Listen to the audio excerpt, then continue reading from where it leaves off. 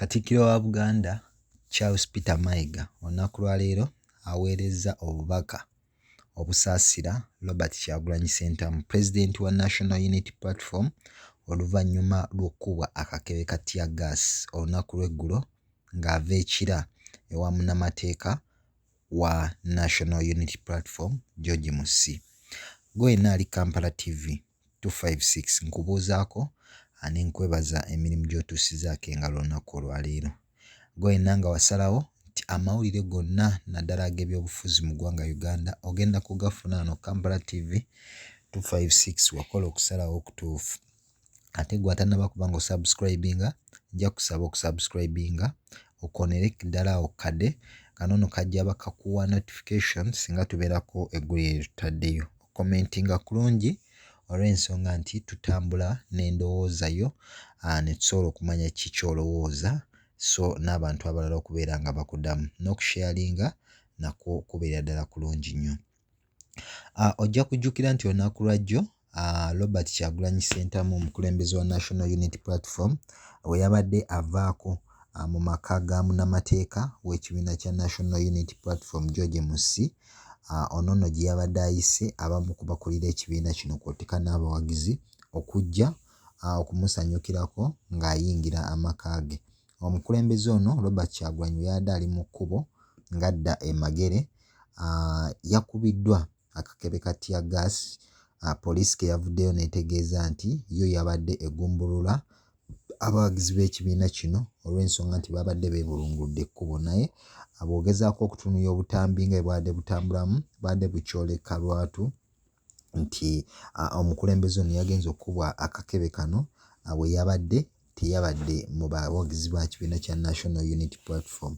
Wabula olunaku olwaleero asiibuddwa mu ddwaliro Ensambya nga kino nakyesigamiza ku byokwerinda bye byabadde teyeekakasa bulungi mu ddwaliro n'asaba abasawo n'abakulira eddwaliro eryo okumuta agende obujjanjabi obusigadde asobole okuba nga abufunira mu maka ge. Wabula nga tannava mu ddwaliro afunye omukisa eyaliko Katikkiro wa Buganda Engineer J.B. Walusimbi olunaku olwaleero awubyeko olubu lw'ekigere n'asobola okuba nga amukyalirako wali mu ddwaliro Ensambya. Ono nno n'ategeeza oba n'asaba abakuumaddembe okubeera abeegendereza ennyo singa babeera nga bakukuuma abantu n'ebintu byabwe.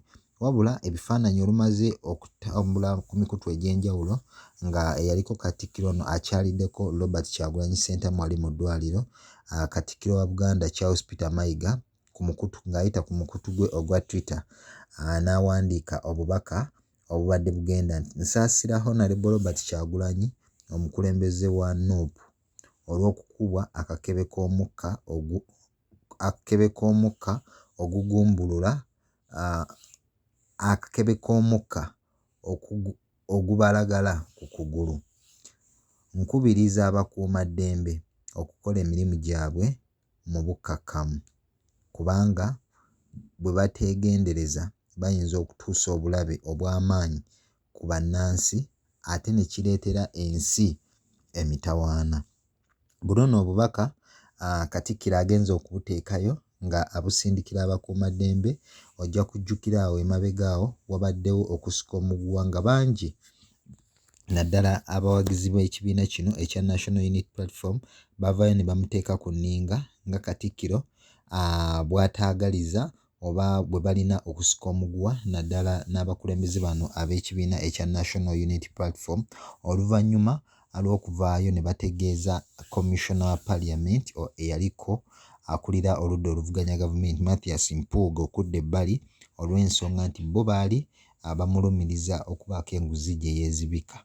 Kino nno kyayongera okuteekawo olukonko lw'amaanyi wakati wa Katikkiro n'abamu ku bakulembeze b'ekibiina kino. Wabula Katikkiro olunaku olwaleero avuddeyo n'ategeeza oba n'awandiikayo obubaka bwe obwongera okusaasira Robert Kyagulanyi Ssentamu ekiggyeewo embeera ebaddewo nti Katikkiro ali mu mbeera ya kusika muguwa n'abamu ku bakulembera ekibiina kino ekya National Unity Platform. So ge gamawulire okuvaako sayidi eyo nga Katikkiro wa Buganda Charles Peter Mayiga atuusa okusaasira kwe ate n'alabula abakuumaddembe singa embeera yonna ebyawo mu ggwanga baba tebagikutte bulungi esobola okuviirako ensi emitawaana. Nja kujjukiza bw'atanaba kuba okusubscribinga, okulikinga ate era n'okukomentinga. Kankwagalize ekiro ekirungi, sula bulungi, weeraba.